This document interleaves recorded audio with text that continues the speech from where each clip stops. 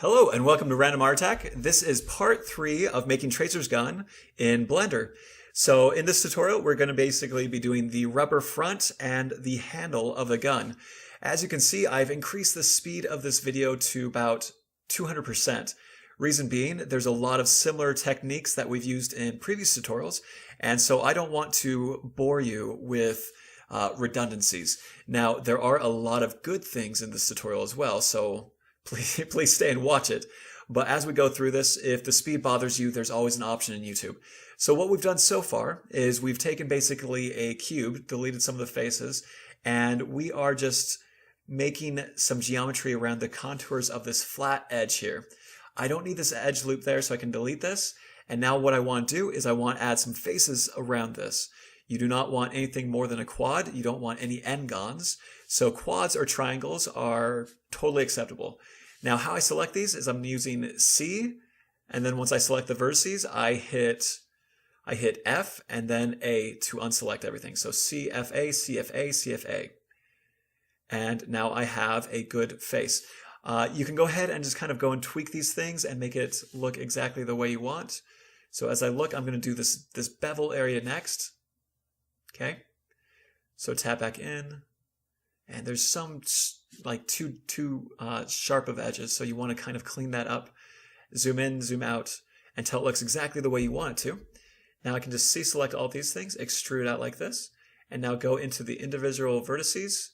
I'm going to go ahead and hide those just with H, and then move these to where I want them to be.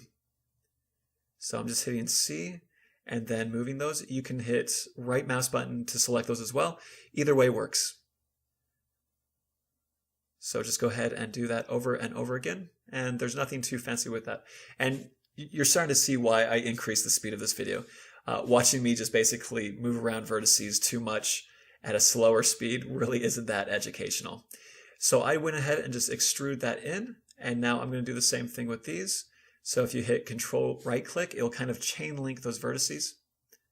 So Control right click, and then I'm going to extrude it, the exact same procedure, kind of get the shape you want.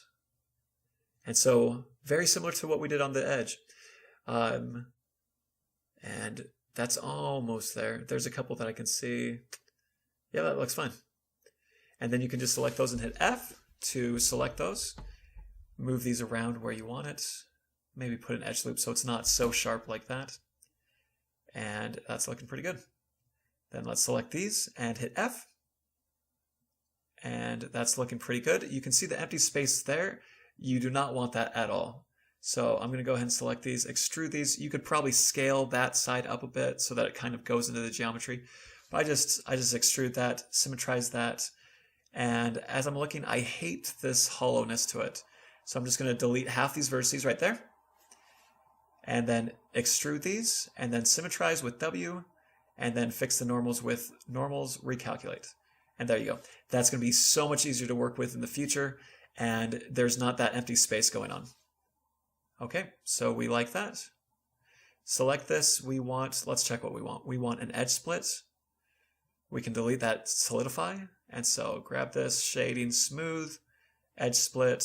30 degrees is pretty good. You can see that there's some strange edge splits. We can kind of play around with it. 30 is about right, and if it's not looking the way you want, we'll go in later and kind of add that. So now we're going to go ahead and do the same thing, but for the different handles. So you can see right there, it's probably baked in, and so we're actually going to make geometry instead and bevel the geometry. So it's probably going to be a little bit different than the authentic gun, but that's okay. That's the nice thing about making this ourselves, is we can kind of craft it the way we want. So we're going to do the same principle, just following the contours of the flat plane and extruding this with E, and then just moving it, and then E, E, E, etc. And so while we do this, same principles, we're going to go ahead and fill this in with quads and also with triangles, with selecting and then F. Now try and make it so that the quads or triangles don't stretch too thin and too far. Otherwise you'll get some strange artifacts when you bake, and also when you try and smooth the geometry. This trapezoid is pretty okay, but you don't want any really weird looking geometry. Okay, and now I'm just going to go to the front, see where I want the gun handle. And now I'm going to do this flat faces of the second piece as well. So I just take this, kind of just duplicating it, scaling it. And you know what? Actually, I'm just going to delete this. And then just hit Shift D and then P to separate this. So it's actually separate geometry. And I'm just going to extrude this. And you can go right there. Extrude this out. And then do the same thing. We're going to go ahead and fill in the faces. And now we have two different bits of geometry. Those are the two planes. Now this will have kind of a flat area here that will eventually curve. So we'll do that a little bit later. That's going to be the hardest thing probably on this whole gun to do.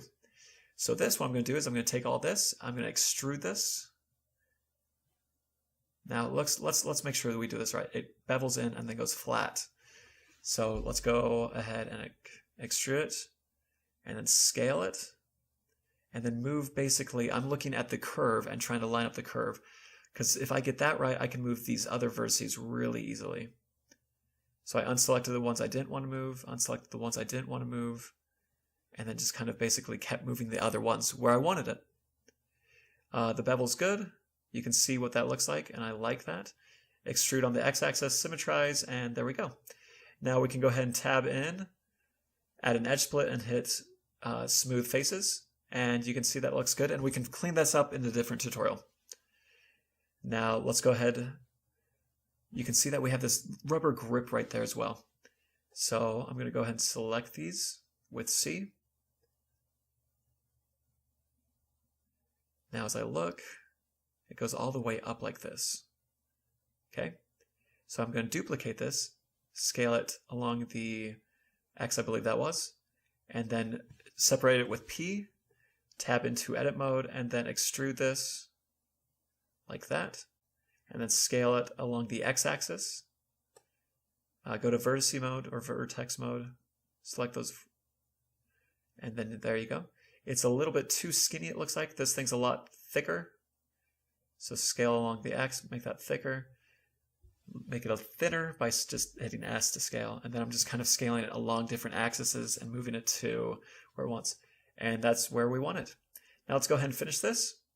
So I'm going to just go ahead and look for this geometry, move this down like that. This is kind of like a triangle, so I'm looking at that. And everything else is kind of just blurs underneath that thing, so I don't need that very good. So I can pull this in and then hit F. And now I can just kind of select these things. Same thing, extrude this vertex and bring it down. Hit F, and then kind of do the same thing. The base is going to be covering that, so I can kind of just extrude that, symmetrize, and there we go. Now let's make sure if that geometry actually looks right. Right there, there's a triangle, but we have a trapezoid, whereas that bottom grip on the reference is actually a rectangle. Right there, straight, whereas ours is kind of a trapezoid looking thing. So ours isn't looking the way. That geometry is not the same geometry as the reference model. So we need to just take a second and just think about how we're going to do this really fast.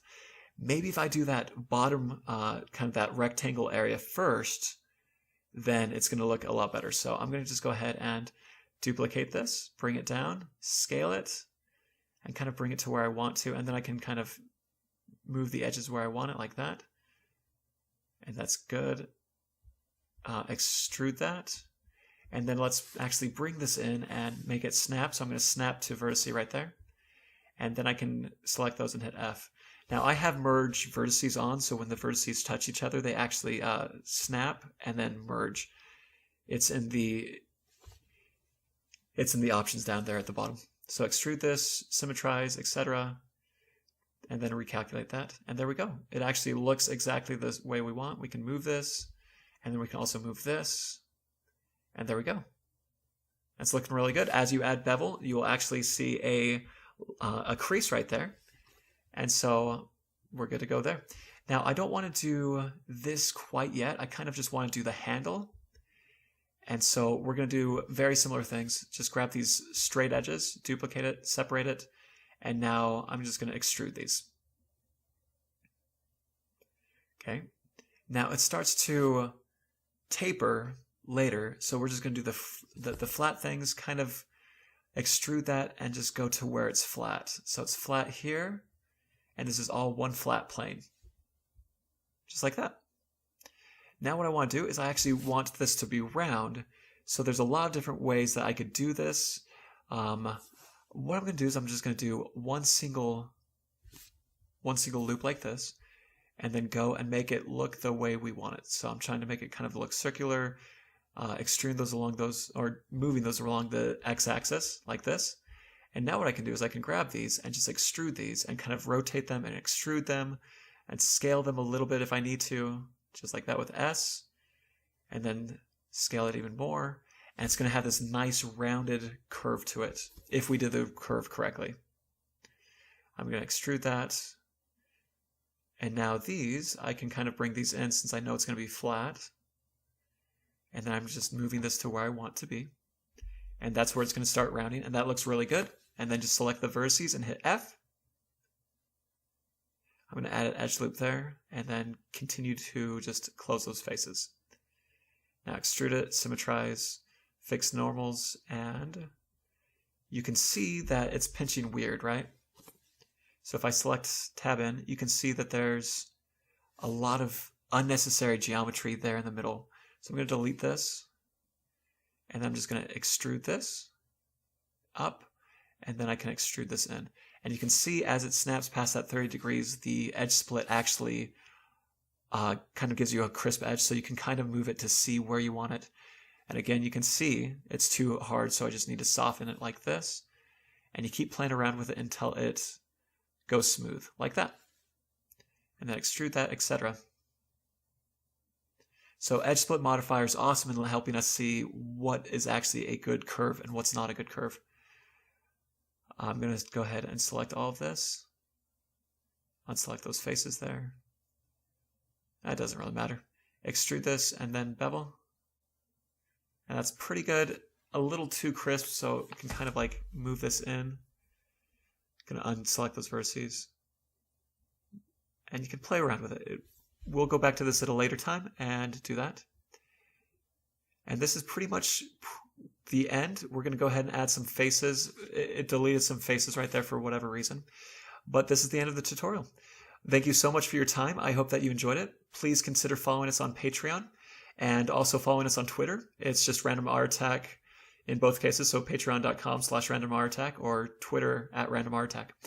Again, thank you. We will try to get the next tutorial out sooner than later, and we will just finish that up. And then the next tutorial, we will be doing the unwrapping, which is the funnest part of this, in my opinion.